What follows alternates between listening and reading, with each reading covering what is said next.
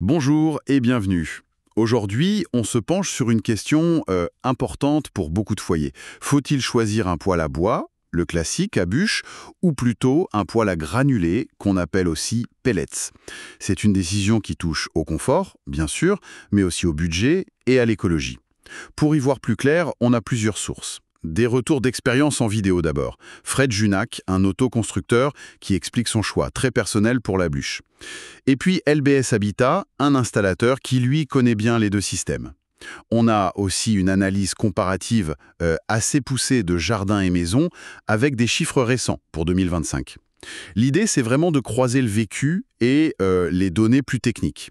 Notre objectif, essayer de démêler les avantages, les inconvénients de chaque technologie d'après ce que disent nos sources. Pas de désigner un gagnant absolu, mais plutôt de donner les clés pour que chacun puisse voir ce qui correspond le mieux à son logement, à son mode de vie, à ses priorités. Alors, c'est parti, explorons ensemble ces deux approches du chauffage au bois. Oui, et commençons par le fonctionnement, parce que c'est vraiment là qu'on voit la différence fondamentale, la philosophie même derrière chaque appareil. Le poêle à granulés, nos sources le décrivent comme la solution, disons, sophistiquée, automatisée. En gros, on stocke les granulés, ces petits cylindres de sueur compressés dans un réservoir. Ensuite, une vis sans fin électrique les amène automatiquement vers le brûleur. L'allumage, Électrique aussi. la combustion est optimisée par un ventilateur et toute la gestion, la température, la programmation, c'est électronique.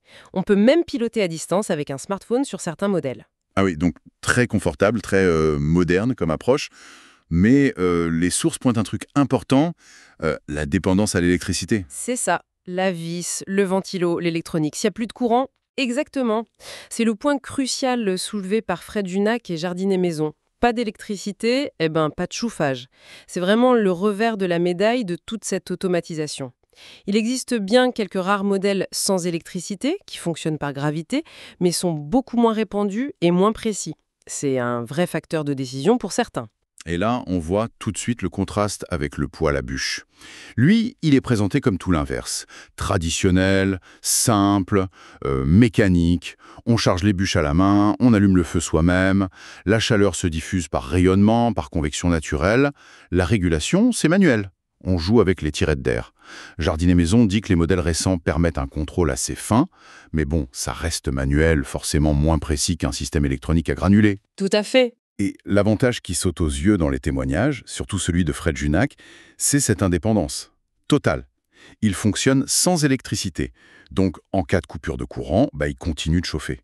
C'est un argument fort, surtout en zone rurale, pour ceux qui cherchent l'autonomie. Oui, c'est un argument massu. Et au-delà de ces fonctionnements de base, il faut savoir qu'il y a des variantes. On trouve des poêles à bûches à convection naturelle, très silencieux. D'autres, pour les bûches ou les granulés, sont ventilés pour chauffer plus vite. Il y a même des modèles canalisables. Canalisable, c'est-à-dire? Ça veut dire qu'ils peuvent envoyer de l'air chaud dans d'autres pièces, via des gaines. Et puis, il y a les modèles hydrauliques, ou bouilleurs, qui peuvent carrément chauffer l'eau du circuit de chauffage central. Le poêle devient alors une sorte de chaudière d'appoint. D'accord, je vois. Bon, après le fonctionnement, un point clé, la performance, le rendement. Qu'est-ce que ça veut dire concrètement, ce rendement? Alors le rendement, c'est tout simple. C'est le pourcentage de l'énergie du bois qui est vraiment transformé en chaleur utile pour la maison. Et là, les chiffres de jardin et maison donnent techniquement un avantage aux granulés. On parle de 85% à plus de 95% pour les meilleurs appareils. Ah oui, quand même. Oui, c'est très élevé. Les poêles à bûches modernes sont très bons aussi, attention. On est entre 75% et 85%. C'est incomparable avec une vieille cheminée ouverte où on dépassait rarement 20%. Mais alors, pourquoi cette différence entre bûche et granulé, si les deux sont performants? C'est principalement lié au combustible lui-même. Les granulés, c'est un produit standardisé, très sec, très dense. Avec une combustion gérée électroniquement, ça permet d'optimiser et d'atteindre ces très hauts rendements. Pour les bûches, la qualité du bois, elle, est variable et déterminante. Justement, les sources insistent beaucoup là-dessus. Ces chiffres de rendement, c'est un peu le maximum théorique. Dans la vraie vie, Jardin et Maison rappellent que ça dépend de plein de choses. D'abord, la qualité du combustible, tu l'as dit. Pour les bûches, du bois bien sec, moins de 20% d'humidité, c'est essentiel. Pour les granulés, il faut privilégier ceux qui sont certifiés, type DIN+, ou EN+. Exactement. Ensuite, l'utilisation. Faire tourner son poêle au ralenti tout le temps, que ce soit bûche ou granulé, ça dégrade le rendement et ça augmente la pollution. L'entretien aussi, c'est clé. Et puis, l'installation. Primordial. Par un pro RGE, on y reviendra, mais c'est essentiel pour la sécurité et pour que ça fonctionne bien. Tout à fait. Une bonne installation garantit le bon dimensionnement, le bon tirage. C'est fondamental. L'article mentionne aussi le label Flamme Verte. C'est un repère important pour la performance et les émissions, et c'est souvent demandé pour les aides. Justement, parlons-en. Des aides et surtout du budget, le nerf de la guerre souvent. Jardin et Maison parlent de coût total de possession. Ça commence par l'investissement initial, l'achat et la pose. Alors, pour un poêle à bûche, l'appareil seul, ça va de quelques centaines d'euros. Fred Junac parle d'un modèle Brico-Dépôt pas cher, mais il sous-entend pas sans problème non plus, jusqu'à plus de 6 500 € pour du haut de gamme. Le gros du marché, c'est plutôt entre 3 000 et 7 000 €, pose incluse. Mais attention, Oui, le gros point d'interrogation, c'est le conduit de fumée. S'il n'y en a pas ou s'il faut le refaire complètement, ça peut vite ajouter 1 500, 2 000, voire 3 000 €. d'accord. Et pour les granulés, c'est comment ? L'appareil est plus complexe technologiquement, donc en général, il est plus cher à l'achat. On est plutôt entre 1 500 et plus de 8 000 €, disons couramment entre 3 000 et 5 500 € pour le poêle sol.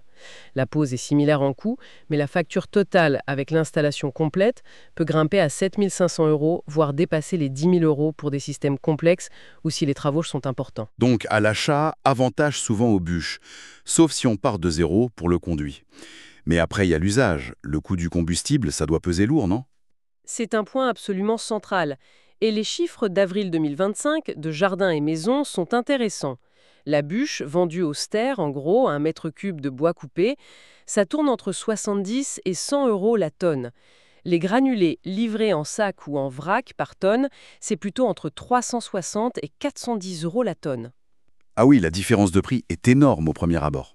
Oui, mais il faut ramener ça au coût de l'énergie produite, le fameux kilowattheure, le kilowattheure. Et là, la bûche est très très compétitive, environ 0,044 € à kilowattheure. Les granulés sont plus chers, autour de 0,094 € à kilowattheure. Mais ça reste bien moins cher que le gaz ou l'électricité, évidemment. D'accord. Mais comme les granulés ont un meilleur rendement, on en consomme moins, c'est ça ? Est-ce que ça compense ? Ça compense en partie, oui. Jardin et Maison estiment qu'une maison moyenne consomme entre 2 et 3 tonnes de granulés par an, soit environ 720 à 1 230 €. Pour les bûches, c'est plutôt 5 à 12 terres, soit 450 à 1 200 €. Donc tu vois, sur une année, le coût du combustible peut être finalement assez proche, même si le prix au kilo des granulés est plus élevé. Je vois. Mais c'est là qu'on retrouve une grosse préoccupation de Fred Junac dans son témoignage. Lui, il insiste sur la dépendance à l'achat des granulés. C'est un produit transformé, industriel, et il s'inquiète de la volatilité des prix. Il rappelle la flambée qu'il y a eu. Il met ça en face de sa situation à lui. Lui, il a ses terrains, il fait son bois gratuitement. C'est pas juste une question de coût, c'est presque une philosophie d'autonomie. C'est une perspective tout à fait valable et un argument très fort pour la bûche si on a accès à du bois localement ou si on peut le faire soi-même. Et il faut ajouter à ça les frais d'entretien annuels. Pour un poêle à bûche, la loi impose au minimum un ramonage par an. Mais souvent, les règlements locaux en exigent 2, compte environ 70 € par ramonage. Et les granulés ? Plus complexe, donc plus cher. Oui, c'est plus poussé. En plus des 2 ramonages du conduit, il y a une maintenance annuelle obligatoire de l'appareil lui-même par un professionnel. Nettoyage des composants, vérification de sécurité. Le budget annuel total grimpe facilement entre 150 et 300 €, parfois plus pour des contrats spécifiques ou des appareils complexes. Donc si on fait le calcul sur plusieurs années, comme dans l'exemple de Jardin et Maison, le coût total peut être finalement assez similaire, voire un peu plus élevé pour les granulés dans leur scénario avec création de conduit. Mais bon, les chiffres, c'est une chose. Comment on vit avec ces appareils au quotidien ? L'expérience, le confort. Alors là, sur l'autonomie et la facilité, les sources sont unanimes. Avantage net aux granulés. Grâce au réservoir et à l'automatisation, un poêle à granulés peut fonctionner tout seul pendant 12 heures, 24 heures, voire plus de 3 jours pour certains gros modèles sans qu'on s'en occupe. On programme, ça s'allume, ça s'éteint, ça maintient la température. C'est un confort vraiment proche du chauffage central, comme le dit LBS Habitat. Alors que le poêle à bûche, lui, il demande d'être là. Faut recharger toutes les quelques heures. C'est clair que si on est souvent absent ou si on n'a juste pas envie de s'occuper du feu, c'est une contrainte. Et le nettoyage au jour le jour, ça se passe comment? C'est un peu différent. Avec les granulés, il faut vider le bac à cendres 1 ou 2 fois par semaine. Ça dépend de l'usage. Et surtout, nettoyer le brûleur, le creuset, presque tous les jours, pour enlever le mâche-fer, ces petits résidus durs qui se forment. Mais les sources comme LBS Habitat disent que c'est rapide et propre. Très peu de poussière, la vitre reste propre. Hmm. Et les bûches? Pour les bûches, il y a plus de cendres en volume, mais on vide le cendrier moins souvent. Par contre, l'opération peut être plus salissante, faire plus de poussière. Et la vitre a tendance à noircir plus vite si la combustion n'est pas parfaite ou si le bois n'est pas assez sec. D'accord. Un point qui revient souvent, c'est l'ambiance. Le fameux feu de bois. Les sources confirment cette image. Ah oui, très nettement. Le poêle à bûche est vraiment plébiscité pour ça. L'ambiance incomparable, le spectacle des flammes qui dansent, le crépitement. C'est silencieux, chaleureux, ça crée un point central dans la pièce. LBS Habitat parle même du plaisir de rentrer le soir et de se rapprocher d'un bon feu. C'est très vrai. Et les granulés, du coup? Moins magiques? Et le bruit? La flamme est différente, c'est sûr. Elle est plus petite, souvent plus verticale, plus régulière, moins vivante, disons. Et puis, il y a le bruit, oui. Il y a quasiment toujours un ventilateur qui souffle l'air chaud, donc un bruit de fond permanent. Et on entend aussi par intermittence le moteur de la vis sans fin qui amène les granulés. C'est gênant. Ça dépend des personnes et des modèles. Les appareils récents sont plus discrets, note Jardin et Maison, mais ça reste un bruit de fond. Ça peut gêner dans une pièce de vie calme, c'est moins cocooning que le silence du poêle à bûche. Ok. Autre aspect très pratique, le stockage du combustible. J'imagine que c'est pas la même logistique. Pas du tout, non. Les bûches, c'est volumineux. Il faut de la place, plusieurs stères pour passer l'hiver, ça demande un vrai espace de stockage, idéalement dehors, à l'abri de la pluie, mais bien ventilé. Et puis, c'est une manipulation physique. Faut rentrer le bois, ça peut être salissant. Fred Junac, avec ses terrains, est clairement avantagé sur ce point. Et les granulés? C'est beaucoup plus simple. Ils sont généralement vendus en sacs de 15 kilos. C'est propre, facile à manipuler. Et ça prend beaucoup moins de place, environ 1 mètre cube pour une tonne. On peut donc les stocker facilement à l'intérieur, dans un garage, une cave, un cellier. C'est un gros avantage, surtout si on manque d'espace extérieur ou en ville. Bien, passons à l'impact sur l'environnement. Le bois, on dit souvent que c'est écologique. C'est vrai? Alors, sur le bilan carbone global, oui, Jardin et Maison le rappellent, le bois est une énergie renouvelable. Le CO2 qu'on émet en le brûlant, c'est celui que l'arbre a capté pendant sa croissance. Donc on considère ça comme neutre en carbone, surtout comparé aux énergies fossiles comme le gaz ou le fioul. L'empreinte carbone est faible. Fred Junac ajoutait aussi l'argument de la proximité pour la bûche locale, moins de transformation. Oui, c'est un argument pertinent sur l'énergie grise. Et LBC Habitat nuance aussi en disant que brûler du bois, même s'il émet du CO2, c'est mieux de le faire dans un appareil performant plutôt que de le laisser pourrir en forex, qui émet du méthane, ou de le brûler dans une vieille cheminée polluante. Mais il y a quand même ce point sensible, la pollution de l'air local, les particules fines, tout ça. Exactement. C'est le principal enjeu environnemental local du chauffage au bois. Il est une source importante de particules fines, les fameuses PM2.5, et de monoxyde de carbone, CO. Mais, et c'est un mais important que souligne Jardin et Maison, c'est surtout le fait des appareils anciens, mal utilisés ou peu performants, et des mauvaises pratiques. Bois humide, fonctionnement ralenti. Donc la technologie moderne change la donne. Oui, radicalement. Une combustion complète et bien maîtrisée réduit énormément ces émissions. Et y a-t-il une différence entre bûche et granulé sur ce point précis des émissions? Techniquement, oui, et plutôt à l'avantage des granulés modernes. Si on regarde les seuils du label Flamme verte, par exemple, les exigences sont plus sévères pour les appareils à granulés, notamment sur le monoxyde de carbone. Ça montre bien que la combustion est plus contrôlée, plus stable et donc potentiellement plus propre en conditions réelles d'utilisation. D'accord, mais les bons poêles à bûche modernes font aussi des progrès. Absolument. LBS Habitat mentionne les systèmes de double combustion ou de combustion propre qui rebrûlent les gaz et réduisent aussi les émissions. L'enjeu global, d'après nos sources, c'est vraiment de remplacer le vieux parc d'appareils par des équipements performants qu'ils soient à bûche ou à granulés, et surtout de bien les utiliser. Ok. Un dernier point technique, mais alors là, super important, l'installation. Et particulièrement ce fameux conduit de fumée. Oui, c'est souvent un point technique décisif et très différent entre les deux. Pour un poêle à bûche, il faut un conduit qui monte verticalement, qui dépasse le feuilletage du toit d'au moins 40 cm. Le diamètre est assez important, souvent 150 mm ou plus. Ça fonctionne par tirage naturel. C'est la chaleur des fumées qui crée une dépression et les aspire vers le haut.